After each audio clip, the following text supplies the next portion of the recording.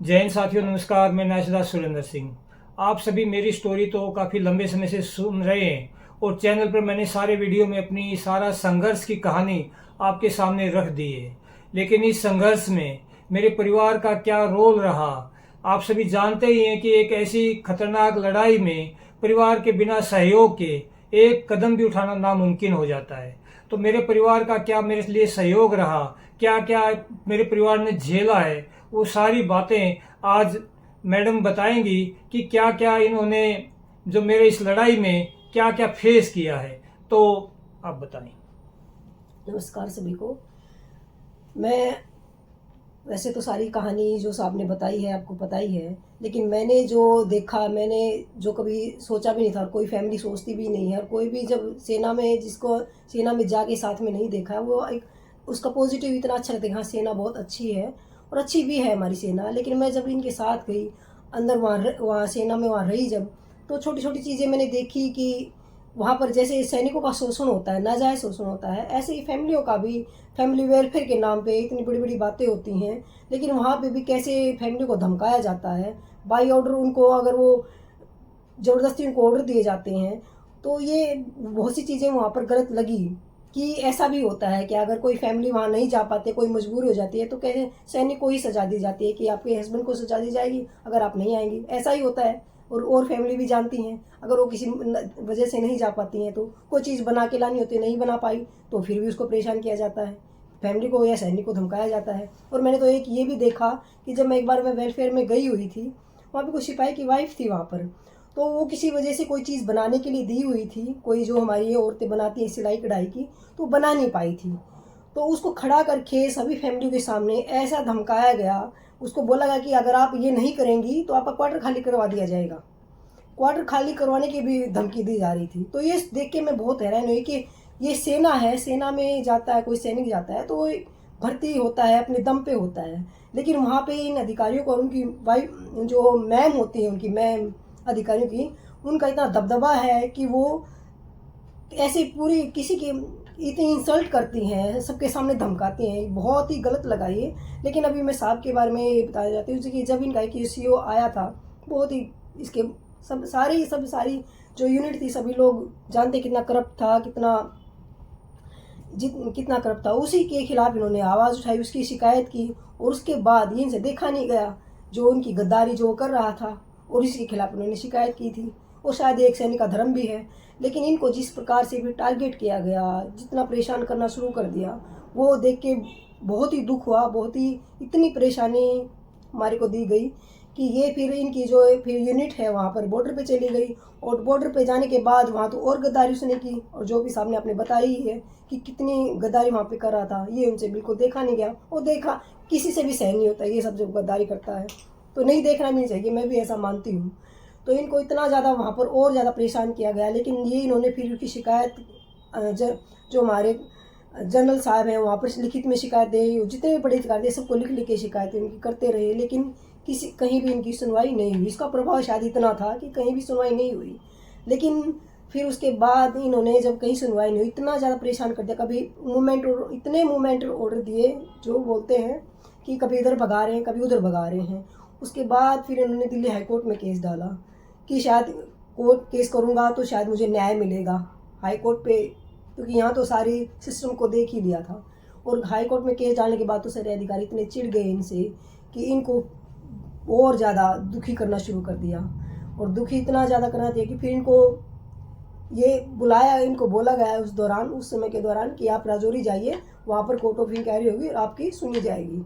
वहाँ पर इनको कई देर रखा जाता है, और कई देर रखा जाता है तो इनको कोशिश करते हैं कि इनको बहुत प्रेशराइज करते हैं कि आप छोड़ दीजिए इसको, छोड़ दीजिए इस मामले को। लेकिन ये जब नहीं, लेकिन बातों पर अपनी क्योंकि सच्चाई पे थे तो अड़िग रहते हैं कि उस पर कार्रवाई कीजिए क्योंकि वो गलत कर रहा है। तो इनको फिर जब सारे मिल के अधिकारी इनका 10 नंबर फार्म रह जाता है, पागल बना देते हैं कि ये तो इनको पागल, जानबूझ के पागल बना दिया, और वहाँ जम्मू में इनको हॉस्पिटल में डाल दिया गया। और फिर इन्होंने वहाँ कुछ एक दो अच्छे भी थे जो जिनकी परेशानी जो देख रहे थे, कहीं से इन्होंने फ़ोन वोन लेके मेरे को सारी कहानी बताई कि मेरे को ज़बरदस्ती पागल बनाया जा रहा है, और जो कि मुझे फिर ये समय समय पे बताते रहते थे। तो मैं दिल्ली गई, मैंने अपने प्रधानमंत्री के ऑफिस में लिखित में सब कुछ लिख के दिया, सारी कहानी बयान की कि हमारे साथ कितना गलत हो रहा है। तो वहाँ पर उन्होंने पीएमओ में जो मैंने लिख के दिया था, प्रधानमंत्री के ऑफिस से वहाँ ऑर्डर भी आया कि इसके संज्ञान लीजिए, इस पर कार्रवाई कीजिए। लेकिन उसके बाद भी इनको हॉस्पिटल में जबरदस्ती बंदी बना के तो रखा है। मैं साथ में बता देता हूँ मैम हाँ। क्या करना चाहती है। जो पीएमओ में जो मैम ने जो एप्लीकेशन दी, मुझे तो बंदी बना लिया था कि भाई ये क्योंकि केस डाल दिया था तो इसको ऐसा दबा दिया जाए, इसको कैद में कर लिया जाए कि ये हिल ही नहीं पाए। तो मैं तो गिरफ्त में ले लिया, 3 जवान गार्ड लगा दिए। तो मैम दिल्ली आर्मी हेडक्वार्टर जो साउथ ब्लॉक में है वहां गई, वहां कर्नल रेजिमेंट से मिली, जो आवा के अध्यक्ष होती है, जो थल सेना अध्यक्ष साहब होते हैं, जो मैडम है मैम साहब वो अध्यक्ष आवा की होती है। तो मैम वहां गई कि आवा अध्यक्ष से मिलती हूँ, अपना दुख बताती हूँ, हमने क्या पाप किया हुआ है, गद्दारी चोरी का विरोध ही तो किया है, तो आप कार्रवाई करवाइए। तो मुझे वहां पर सुनवाई नहीं होती है, मैम नहीं मिलती हैं। तो फिर क्या हुआ, इन्होंने प्रधानमंत्री मोदी जी के पास चिट्ठी दी, वहां प्रधानमंत्री पीएमओ ऑफिस में जाकर दिल्ली में, और वहां चिट्ठी देकर आए कि हमारी इस पर कार्रवाई की जाए, मुझे जान से मारने की कोशिश की जा रही थी, हमें इस पर इंक्वायरी करवाई जाए, ये इन्होंने रिक्वेस्ट की। तो प्रधानमंत्री जी के ऑफिस से सख्त ऑर्डर हुए कि इस पर कार्रवाई हो, और उन्होंने सेक्रेटरी, जो डिफेंस सेक्रेटरी और संबंधित अधिकारियों को भेजा। लेकिन वहां तक प्रधानमंत्री का ऑर्डर सही था, लेकिन जो ये मेरा गद्दार, मेरी यूनिट का जो कमांडिंग ऑफिसर कर्नल अमित भीष्ट है, इसका इतना प्रभाव है था कि जो कंसर्न अधिकारी थे जहां पर इंक्वायरी ऑर्डर होनी थी, उनको इसने अपनी सेटिंग में शामिल करके वो उस पर कोई इंक्वायरी ऑर्डर नहीं होने दिया। और वो जो चिट्ठी दी प्रधानमंत्री जी वाली, वो इसके आरोपी तक पहुंच गई कि आरोपी ही अपने ऊपर कार्रवाई करेगा। तो एक मजाक बना दिया प्रधानमंत्री मोदी जी के आदेश को।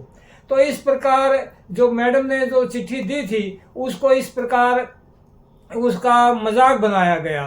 तो फिर आप आगे बताएं। उस दौरान फिर हम मनोहर पर्रिकर से भी मिले थे, डिफेंस मिनिस्टर से। हाँ, तो हम पर्रिकर के पास भी गए थे। तो जैसे उस पर कुछ कार्रवाई नहीं हुई, मुझे लगातार इंजेक्शन देते रहे। तो मैम ने चिट्ठी लिखी, मैंने भी लिखी थी कि हमने क्या गलत किया हुआ। मनोहर पर्रिकर ने भी हमें 28 सितंबर 2015 को बुलाया था साउथ ब्लॉक दिल्ली में, जो डिफेंस मिनिस्टर का जो ऑफिशियल जो एड्रेस है वहां पर साउथ ब्लॉक में। तो हम वहां मिले थे। तो वहां क्या हुआ था, हम दोनों और मेरी रेजिमेंट का colonel of the regiment major general Manoj Oak, उसको बुलाया था, और पर्रिकर जी को हमने पूरी कहानी सुनाई थी। तो पर्रिकर जी ने उनको सख्त हमारे सामने निर्देश दिए थे कि जबरदस्ती किसी को इंजेक्शन दिए जा रहे हैं, ट्रीटमेंट दिए जा रहे हैं, ये बंद करो और इंक्वायरी होगा, उसका इंक्वायरी ऑर्डर करो।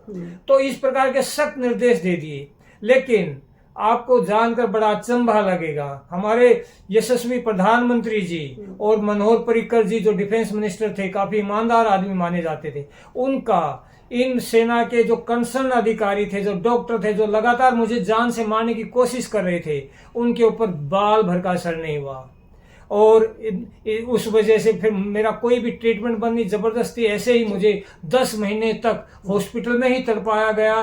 कोई भी इनके आदेशों को ऐसे हवा में उड़ा दिया गया। डॉक्टरों के सामने में गिड़गिड़ाती रही कि आप जबरदस्ती इलाज क्यों दे रहे हैं इनको, जब इनको ये पागल नहीं है, कोई प्रॉब्लम नहीं है, कोई दिक्कत नहीं है। लेकिन उनको देख के मुझे ऐसा लगा कि डॉक्टर भी मजबूर थे, क्योंकि ऊपर से आदेश थे, क्योंकि जब इनको कोई दिक्कत नहीं है और उनकी हालत ऐसी कर दी गई है। कई बार मैं जम्मू गई और उनकी रिक्वेस्ट करती रही, लेकिन कोई सुनवाई नहीं हुई। इतना ऊपर से, इतना ज़्यादा ऊपर से शायद इतने प्रेशर में थे कोई कि वो ज़बरदस्ती इनको इंजेक्शन लगाते रहे, इतने परेशान करते कि कई महीनों इनको ऐसे ही हॉस्पिटल में रखा।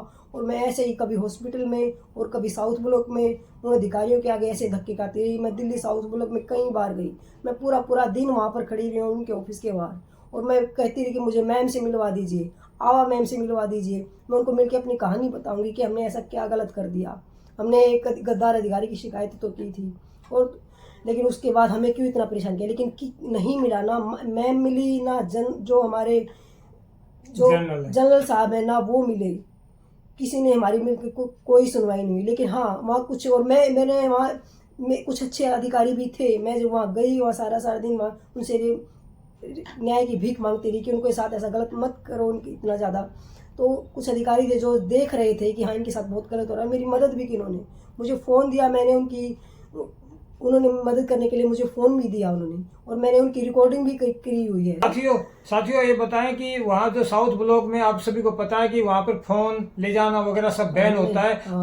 गेट पर ही सारी इंक्वायरी, पूरा बॉडी स्कैन होता है। तो लेकिन वहाँ पर 2-3 अधिकारी ऐसे थे, वो हमारे केस को अच्छे से जानते थे। और मैम जब वहाँ पर गई साउथ ब्लॉक में 2-3 दिन लगातार पूरा दिन वहाँ खड़ी रही है, वहाँ पर रोती रही है। तो उन अधिकारियों ने इनको फोन दिया कि इसको रिकॉर्ड करके लेके जाओ, कल को आपके काम आएगी जो आपके साथ सिस्टम कर रहा है। वो अधिकारियों के आज भी फोन आते हैं, और भी 4-5 ऐसे अधिकारी हैं जो आज भी हमें फोन करते हैं, बोलते हैं कि आपको न्याय मिलेगा, आपके सारे पास प्रूफ हैं और हमारा सहयोग आपके साथ है। तो वहाँ साउथ ब्लॉक में भी वो सारी रिकॉर्डिंग 10-20 घंटों की रिकॉर्डिंग सारी हमारे पास रखी हुई है। उसको आगे हम आपको जरूर शेयर करेंगे और आपको पता चलेगा कि हमारी अंदर की जो सच्चाई है सिस्टम की, वो बहुत अलग है, बाहर के ढोल बहुत अलग हैं। बिल्कुल तो, ऐसे ही है। बिल्कुल हमें भी ऐसा लगता था कि अगर कोई अधिकारी गलत करता है और उसकी शिकायत अगर ऊपर वाले अधिकारी से कर दे तो उस पर कार्रवाई होती है, लेकिन इसका बिल्कुल उल्टे है। जो शिकायत करने वाला होता है उसी को इतना सताया जाता है, इतना उसको, या तो अपनी खुद जान लेने पे मजबूर हो जाता है। ये थोड़ा मजबूत है, जैसे साहब हिम्मत नहीं हारे, लड़ते रहे। ये मैं इन पे प्राउड है मुझे कि ये हिम्मत नहीं हारे, उन्हें कुछ गलत नहीं सोचा। नहीं तो बहुत से हमारे अधिकारी मैंने सुनने में आया कि अपनी जान भी ले लेते हैं। और भगवान का मैं शुक्रगुजार हूँ कि इनकी जान बख्श दी और ये उनके चुंगल से निकल के घर आ गए। और ये आज अपने आपको AWL हैं क्योंकि इसलिए बोल रहे हैं क्योंकि ये अपनी जान बचाकर वहाँ से यहाँ घर आ गए। लेकिन उनका देखिए ना, अधिकारियों की गंदगी देखिए कि ये गैरहाजिर होकर घर आ जाते हैं और उनके कागज वहाँ सेंटर में झूठे कागज बनाकर, इनके रिटायरमेंट के जो भी प्रोसेस होता है, जो भी कागज बनते हैं, सारे कागज बना के झूठे घर भेज दिए जाते हैं बाय डाक कि आप रिटायर हो गए हैं, आप पेंशन लीजिए।